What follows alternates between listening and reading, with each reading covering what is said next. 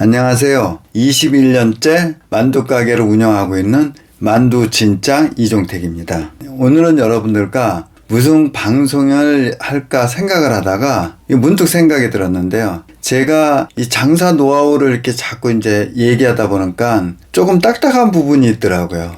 매출에 관해서 얘기할 때 뭐 순마진 또 뭐 손익분기점 같은 얘기를 하다 보니까 아무래도 계산적이고 저는 이제 영업 노하우로 말씀드리는데 오늘만큼은 제가 그래서 여러분들과 제가 아는 지식 아니면은 들은 이야기 책에서 읽은 내용 중에서 다 기억은 못하겠죠. 오래됐으니까. 근데 제가 생각나는 대로 이렇게 말하다 보면 또 제가 중간에 인물이라든가 아니면 연도가 좀 틀릴 수 있으니까 이런 점 여러분들이 감안하시고 제가 아는 상식선에서 한번 이렇게 얘기를 풀어나갈까 합니다. 그래서 오늘 주제는 전투 식량이랄 수도 있고 뭐 아니면은 전쟁 중에 뭐 개발한 음료수도 될 수가 있고 또 여러 가지를 한번 제가 생각나는 대로 대화하듯이 그냥 편하게 한번 오늘 방송을 할까 합니다. 뭐부터 시작할까 제가 생각을 했는데 여러분 그 코카콜라에서 나오는 환타 아시잖아요. 이 환타라는 음료가 어느 나라에서 만든 음료인지 여러분 아십니까? 물론 뭐 코카콜라에서 만들었다 생각하면 미국이라고 생각하겠지만 그게 아니더라고요.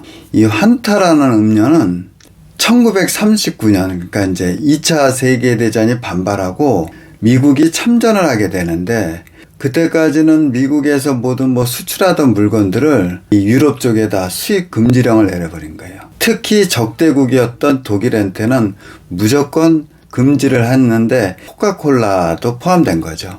근데 지금도 그렇고 그 당시에도 그렇지만 코카콜라에서 콜라를 이 수출할 때 전량 그냥 뭐 만들어서 나가는 게 아니고 원액만 그 나라에 원액을 보내서 지사해서 이렇게 만드는 건데요. 그 당시에 독일의 그 코카콜라 지사가 막스 카이트라는 사람이었었는데요. 콜라 원액이 와서 그 당시에 뭐 64개의 공장이 있었나는데 자체적으로 만들었어야 되는데 콜라 원액을 받아가지고 이게 안 되다 보니까 막히다 보니까 스위스를 통해 가지고 스위스는 이제 그 당시에 중립국이었으니까 원액을 받아서 할까도 생각했는데 미국이 원천 차단을 시킨 거예요. 유럽에다요. 스위스까지도 차단을 시켰기 때문에 그 당시에 이 코카콜라 지사 책임자였던 이분이 뭐든지 만들어야 될 거 아니에요. 그 당시엔 독일군도 있고 또 독일 국민들도 전시 중이다 보니까 전쟁 중에 나가는 식자재 갖고 못 만드니까 찾다 뭐를 찾았냐. 우유로 버터랑 치즈를 만들고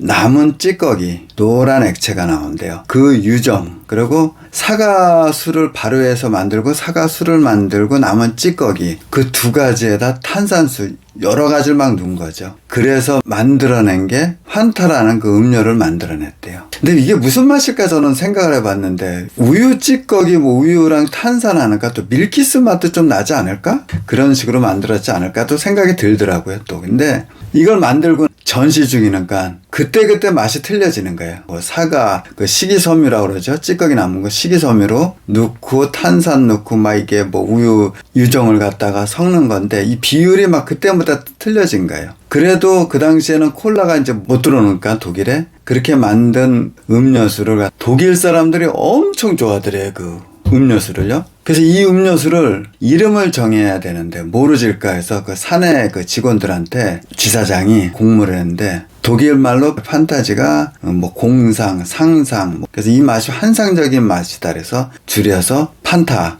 그게 이제 오늘날의 환타가 됐다고 그러더라고요.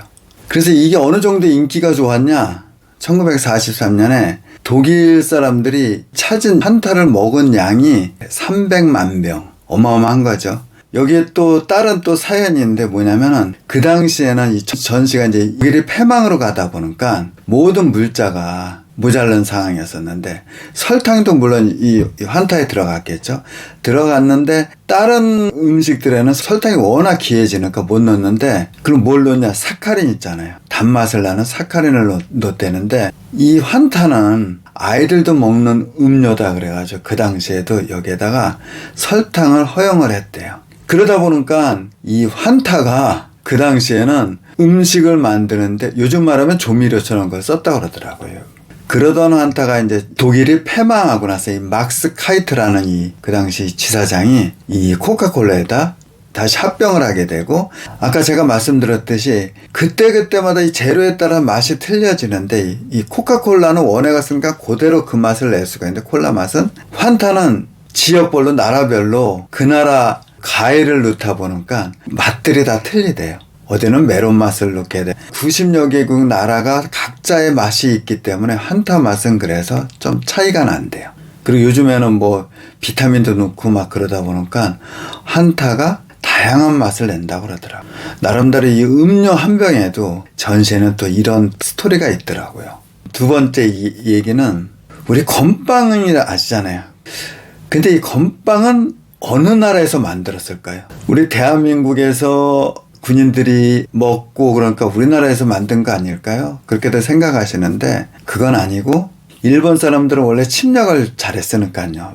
다른 나라에 가고 막 침략을 하다 보니까 장거리를 가게 되잖아요. 그래서 100년에 걸쳐서 만든 게 이 건빵이라고 그러더라고요. 이 건빵의 원조가 뭐였었냐면은 비스켓이라는데, 요즘에 우리가 먹는 그런 비스켓이 아니고, 서양 사람들이 항해를 할 때 선원들이 딱딱하게 굳은 이 2번 구운 비스켓을 갖고 다니면서 비상식량으로 먹었다고 그러더라고요. 포르투갈이 1500년대 일본에 이제 이 표류하다 들어가서 이 비스켓을 보고 일본 사람들도 요 비타게 만들어가지고, 그 당시에 뭐 내전을 많이 했으니까 일본에서 전시 중에 이걸 먹었다고 그러더라고요. 비스켓의 일종인 이 마른 빵 같은 거 있잖아요. 근데 이게 잘 부셔지고 막 그러다 보니까 일본 사람들도 연구를 해가지고 이 청일전쟁, 러일전쟁을 거치면서 조금씩 개량이 됐는데, 1930년대 이제 러일전쟁을 하면서 이들이 여기다가 요즘에 우리 건빵 비슷하게 깨까지 뿌려가지고 만든 게 오늘날의 건빵과 비슷한 걸 만들었다고 그러더라고요. 그리고 별사탕도 뭐 몇 그램 표기해서 들어가고, 이게 보존을, 우리가 생각할 때는 건빵은 가자라고 생각하는데, 건빵, 마를 건자에 빵. 그래서 이게 빵의 일종이다 보니까 이거를 마르게 보존하기 위해서 전시에 먹어야 되니까 7년을 갖다가 보존할 수 있게 그렇게 만들었다고 그래요. 그 당시에요. 그래서 일제 강점 시대에요. 우리나라도 이 영향을 받아가지고 일본 군들이 먹던 이 건빵을 먹게 됐다고 그러더라고요. 이게 이제 건빵의 유래인데, 이러다 보니까 그럼 우리가 생각할 때는요, 6.25 때 그럼 많이 먹었겠다 생각하잖아요. 그건 또 아니래요. 6.25 때 우리 6.25 영화들 막 그런 보면은 주먹밥들을 먹었잖아요. 갑자기 북한군이 쳐들어오다 보니까 이게 그 당시에 우리 기술로는 건빵을 못 만들었다 그러더라고요. 왜 그러냐? 일본 사람들이, 건빵 기술이 있던 사람들이 다 일본으로 돌아가고 공장만 남아있는 상태에서 전쟁이 났기 때문에, 우리나라는 또 후퇴 가서 낙동강까지 갔잖아요. 최후전선까지 갔을 때 전투식량이고 뭐 그런 게 없었겠죠. 그냥 쫄쫄이 굶어가면서 전투를 했겠죠. 근데 이제 낙동강 가서 진지를 굳히고 최후의 전선을 만들어 보니까 이제는 전투식량이 필요한 거잖아요. 북한군은 내려오고, 그래서 다부동 전투라고 그러더라고요. 우리 최후로 남아있는 경상북도 다부리에서 다부동 전투를 하는데, 거기서 양측의 사상자가 엄청났대요. 북한군 3개 사단과 처음에는 우리 그 후퇴했던 육군들과 이 병력이 모자라니까 어린 그 학도병들도 모집해서 거기서 전투를 했는데, 이게 우리 최후의 전선이다 보니까, 그때는 이제 이게 대치하다 보니까, 낙동강을 두고 대치하다 보니까 식량 먹을 여유는 좀 있었죠. 전투하기 전에. 그래서 후방에서 여자분들이 밥을 져가지고 소금을 넣은, 꾹꾹 눌러서 이 주먹밥을 만들어가지고 민간인 남자들은 지게에다 그걸 싣고 와서 전투하는 우리 군인들한테 그걸 이렇게 배급을 했는데, 이 전투가 얼마나 치열했는지요. 1인 이 하나의 주먹밥을 줬을 때요. 이제 전투 시작하기 전엔, 그 다음날 전투가 끝나잖아요. 한 사람이 6개, 7개를 먹을 수가 있었대요. 왜 그랬을까요?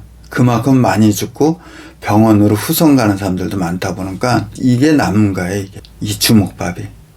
이 극한 상황에서도 환타라는 음료수도 만들고 또 주먹밥도 그러고 건빵도 참 이렇게 말씀드렸는데 편안하게 말씀드린 것 같습니다. 여러분들이랑.